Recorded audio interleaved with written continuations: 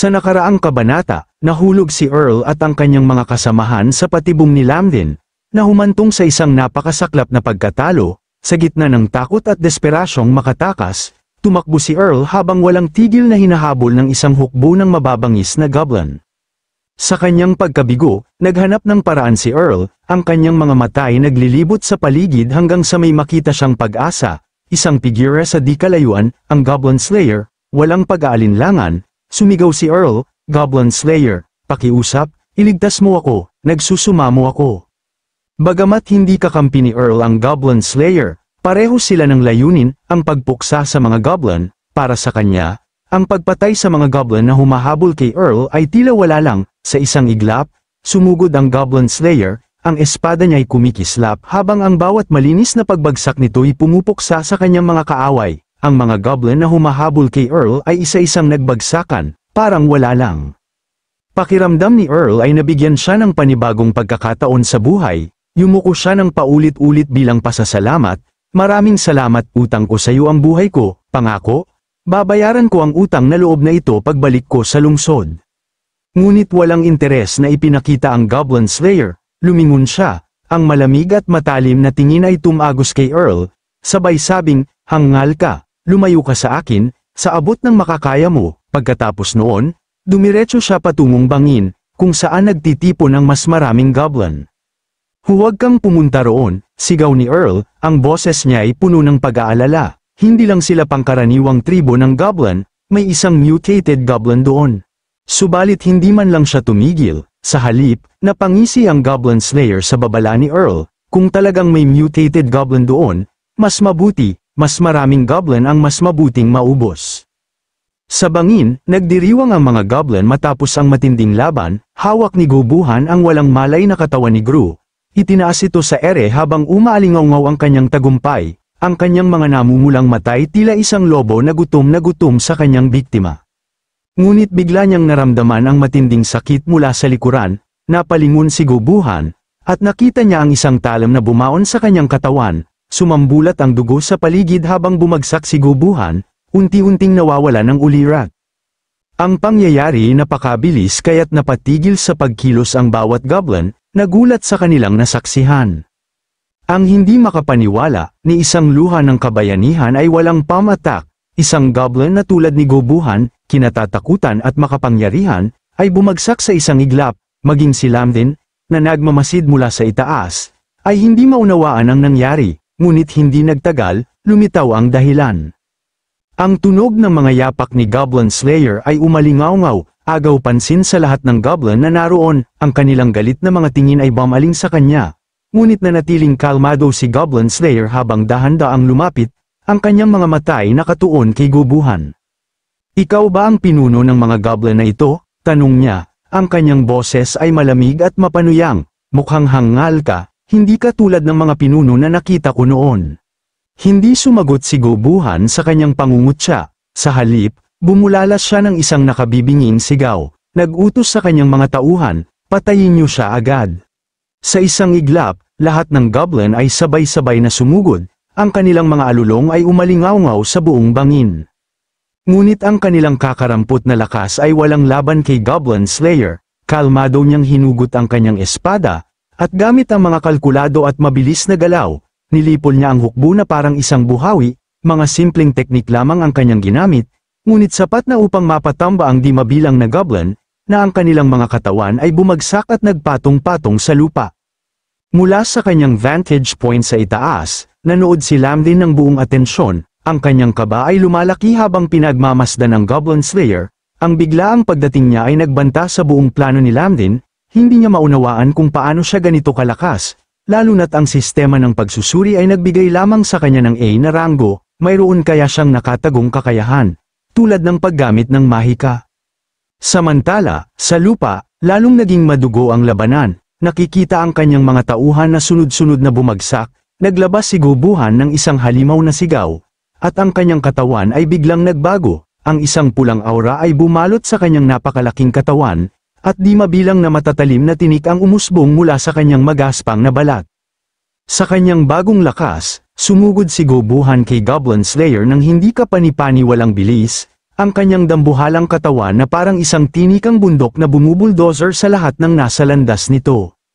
Ngunit nanatili si Goblin Slayer sa kanyang pwesto, walang bakas ng takot sa kanyang mukha, nang ang layo ni Gobuhan ay ilang metro na lang, bigla niyang ginamit ang isang mabilis na kasanayan sa paggalaw, tila naglalaho sa kanyang pwesto.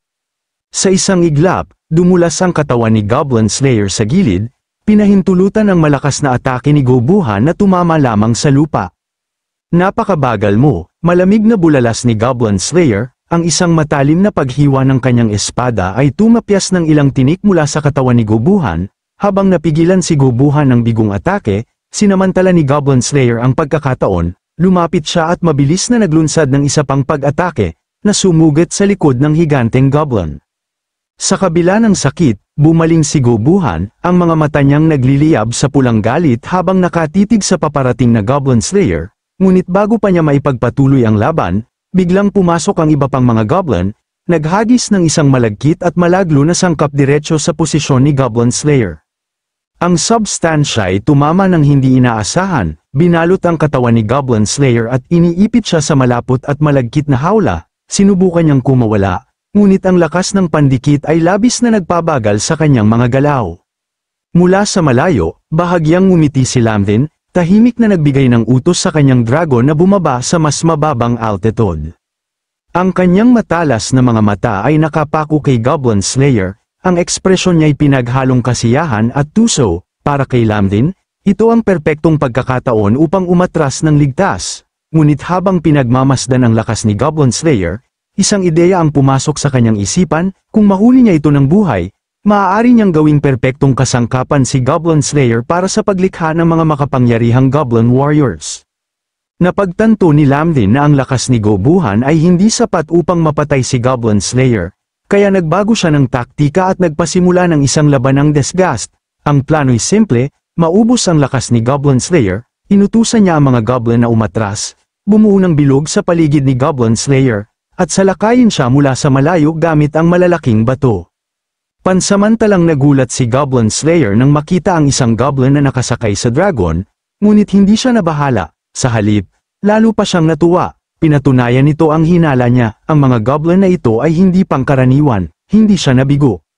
Habang binabato siya ng mga naglalakihang bato, mahusay na iniswing ni Goblin Slayer ang kanyang espada, ang talam nito'y kumikislap habang madali nitong hinihiwa ang hangin, dinudurog ang mga bato sa maliliit na piraso. Ang bawat galaw niya ay perpektong eksakto, ngunit ang dami ng mga proyektil ay labis-labis.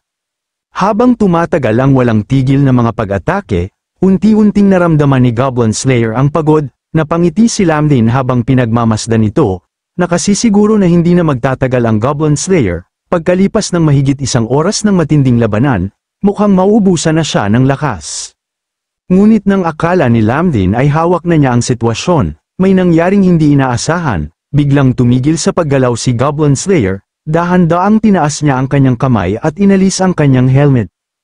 Ang kanyang gintong buhok ay bumulusok pababa, kumikislap sa ilalim ng liwanag, ang kanyang mga mata, kulay esmeralda, ay tumingin sa paligid, diretso sa mga goblin. Sa wakas, ang kanyang mukha ay tuluyang nakita, kahanga-hanga sa kagandahan, tila isang obra maestrang nilikha ng mga Diyos. Talaga bang iniisip niyo na ang lakas at bilang lamang ay sapat na upang talunin ako? Tanong niya. Ang kanyang mga salita ay puno ng tiwala at kapangyarihan.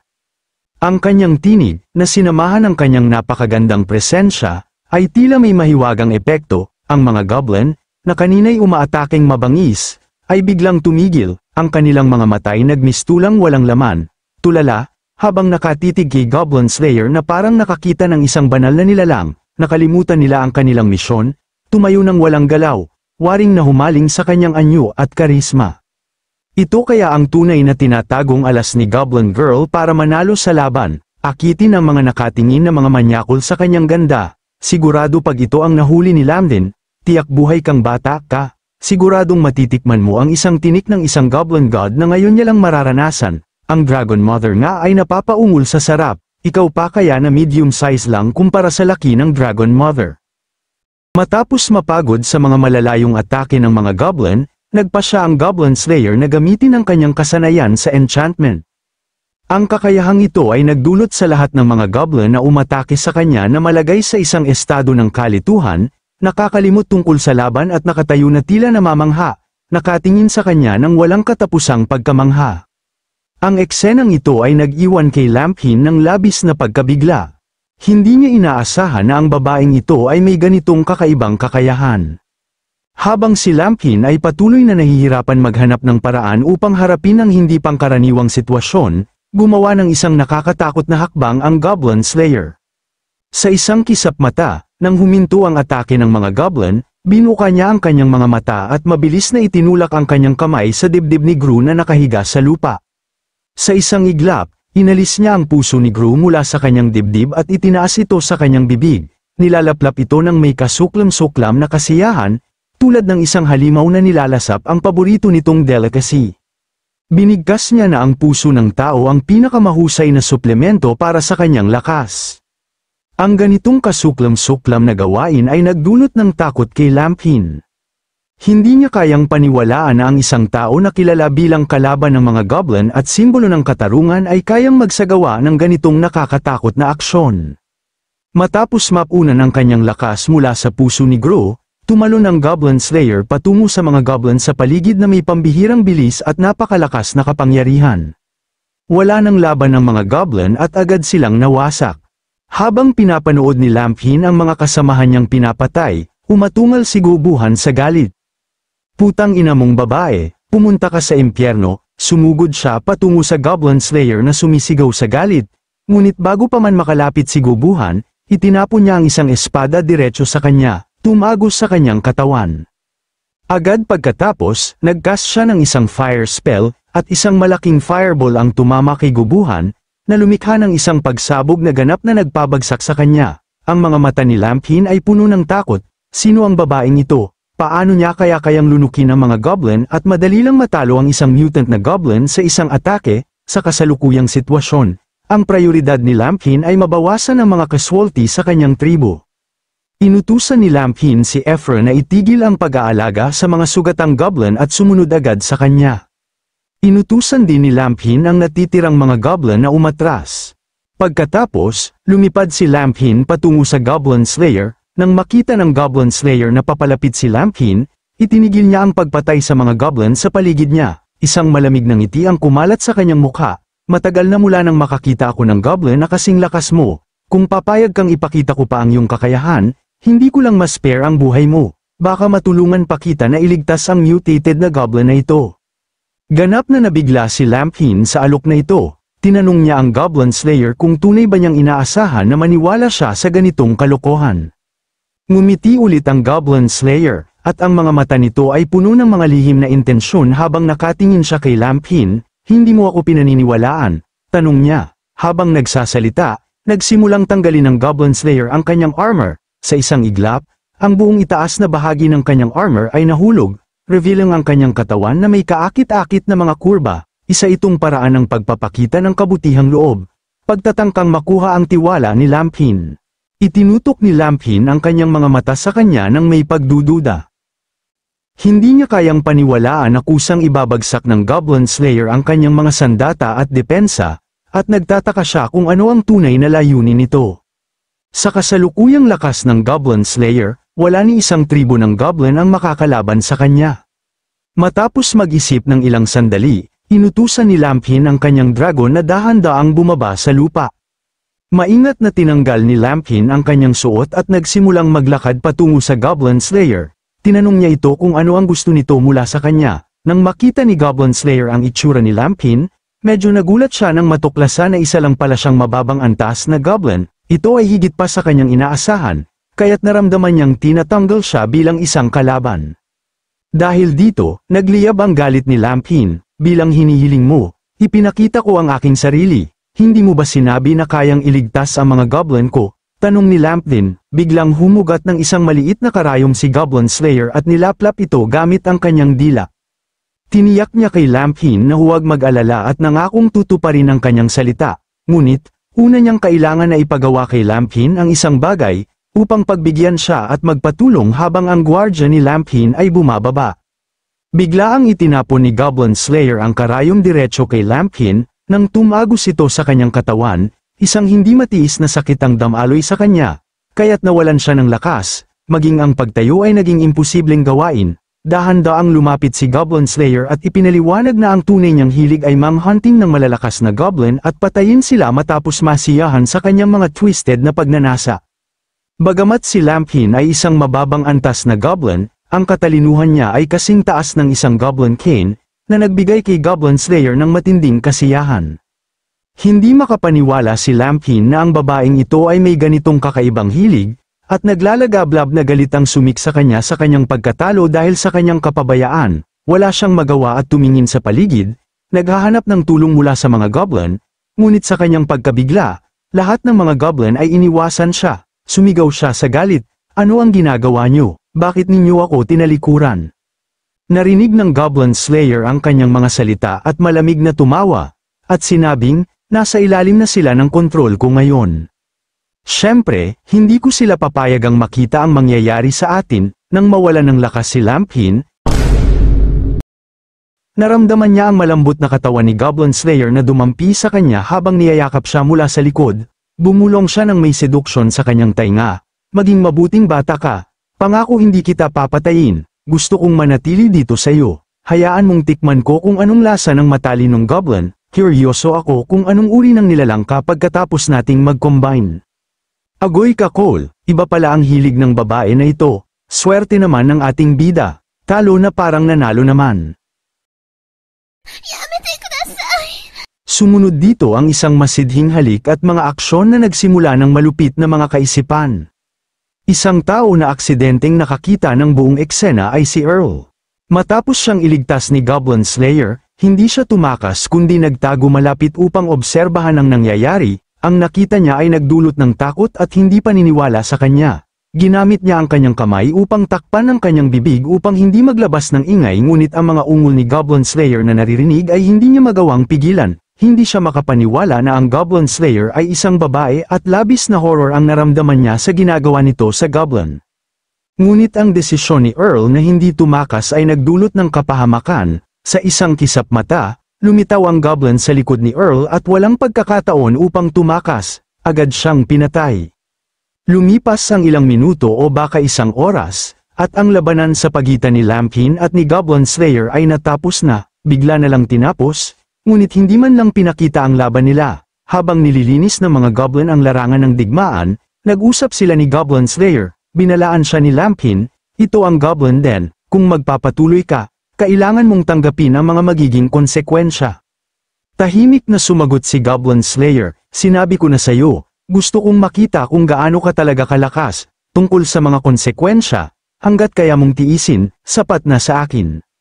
Nagngangalit na tinanong ni Lampkin, "Sino ka ba talaga? Ano ang kakaibang kapangyarihan mo? Paano mo kayang kontrolin ang mga kasamahan ko? Pati ako, kinokontrol mo?" Sumagot si Goblin Slayer ng walang pagpapahalaga, "Kung sasabihin ko sa iyo lahat, papayag ka bang sumama ako sa iyo?" Sinabi ni Lampkin na ang desisyon niya ay nakadepende sa impormasyong ibibigay ni Goblin Slayer. Hindi pinansin ni Goblin Slayer ang mga pagtatangka ni Lampkin na pigilan siya at patuloy na pumasok sa kailaliman ng kuweba ng mga goblin. Habang dumadaan siya kay Lampkin, yamakap siya at malapit na bumulong, "Ako ay isang inapo ng Goblin King." Ang revelasyong ito ay nag-iwan kay Lampkin ng labis na pagkabigla.